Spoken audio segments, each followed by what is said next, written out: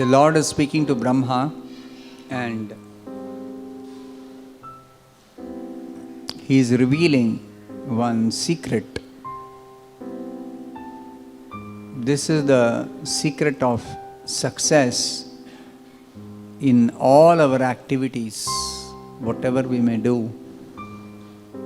The people in general are engaged in so many different types of activities, and generally they seek success in whatever activities they do. But what is the criteria of success in any activity?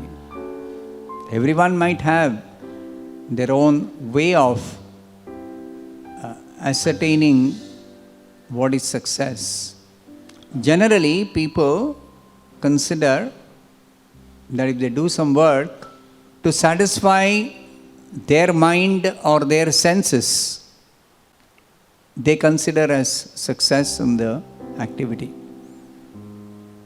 But the real purpose of doing any activity and achieving ultimate success is something different. Here, the reference is made to traditionally pious activities in human society. Pious activities are activities which are generally sanctioned by the scriptures and are meant for making advancement on the path of progress in human society. So, traditionally, altruism, philanthropy, nationalism, charity, sacrifice, penance, these are the traditionally pious activities. That means people want to render some service, and in rendering some service, they want to actually try to satisfy or please a needy person. Just like giving charity, charity is given generally to a person who is in need, or some sacrifice is performed for a higher purpose, for a higher cause, or even nationalism, like considering all people of one particular country as belonging to one community or one nation, not seeing the differences but rather seeing the commonality. Or even internationalism, where one transcends even the national boundaries. But here the statement is, all such activities can be beneficial only if they lead to the satisfaction of the Supreme Personality of Godhead. How is it that performing some activities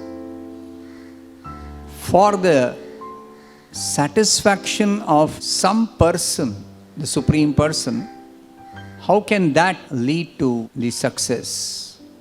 What is the connection or the link between somebody doing some particular activity and the satisfaction of the Supreme Lord? For this, one has to understand who is the Supreme Lord. The Supreme Lord is the absolute whole, and everyone and everything is simply a small part of the absolute whole. Everything in existence is Krishna and his various energies. All the living beings also actually are part of Krishna. All the energies, the material world, the spiritual world, the devatas, everyone and everything is simply a part of Krishna. So if Krishna is the complete whole, then only if Krishna is satisfied, will any activity be ultimately successful.